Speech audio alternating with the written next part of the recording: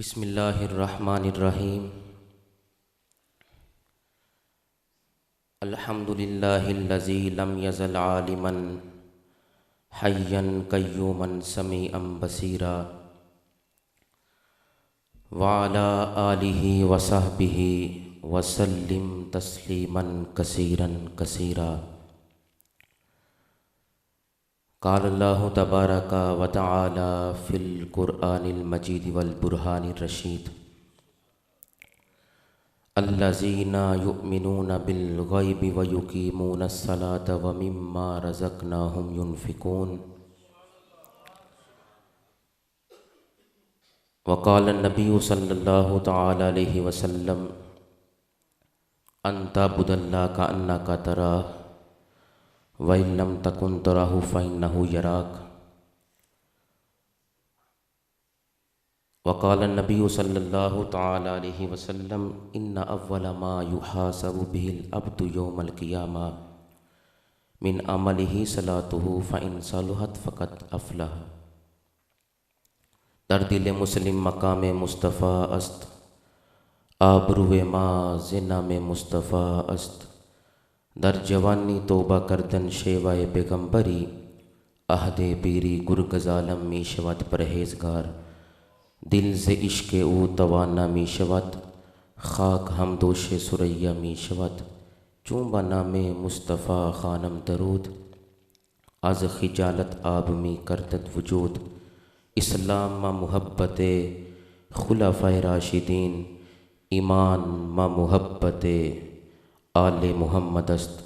محبت کے ساتھ پڑھیں الصلاۃ والسلام علیک یا سید۔ درود و سلام پڑھنے سے رحمتیں نازل ہوتی ہیں، چہرے پر نور آتا ہے، قبر میں حضور کی پہچان اور حشر میں حضور کی شفاعت نصیب ہوگی۔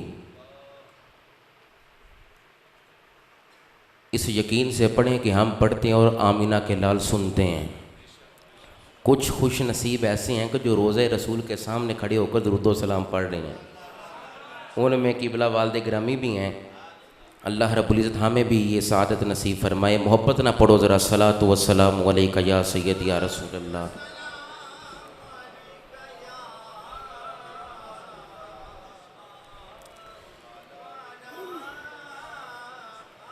الصلاۃ والسلام علیک یا سید یا رحمۃ للعالمین وعلی آلک واصحابک یا سیدی یا رحمۃ للعالمین۔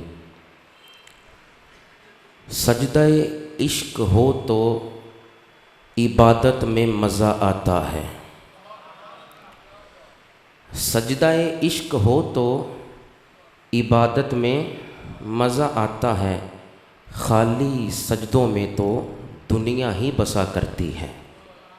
لوگ کہتے ہیں کہ بس فرض ادا کرنا ہے، لوگ کہتے ہیں کہ بس فرض ادا کرنا ہے، ایسا لگتا ہے کوئی قرض ادا کرنا ہے۔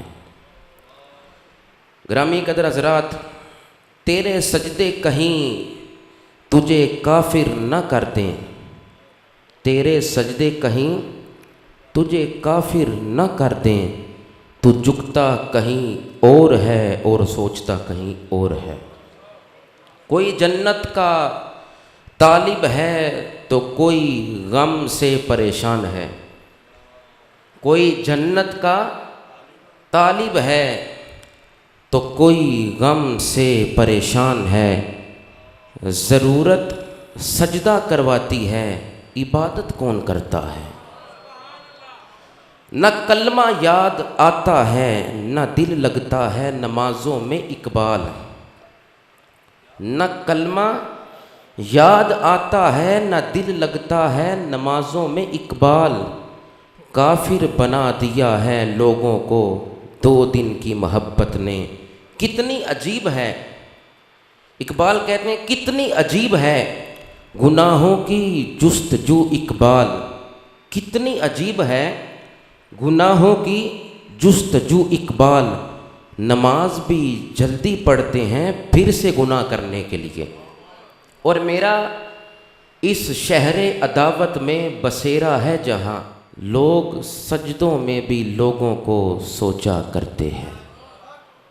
گرامی قدر حضرات، ہم تو توصیف اس رب لم یزل کی کہ جو خالق کائنات بھی ہے، مالک ارض و سما بھی ہے، بارگاہ مونس دل شکستگاں راحت عاشقاں راہبر راہ سالکاں کی بارگاہ اقدس میں گلہائے عقیدت عرض کرنے کے بعد آج میں آپ کے سامنے نماز کی شرائط، نماز کی فرضیت اور اس کے حکم کے حوالے سے گفتگو کروں گا۔ خلاق عالم میری زبان پر کلمت الحق جاری فرمائے، ہمیں سن سنا کر عمل کی توفیق نصیب فرمائے۔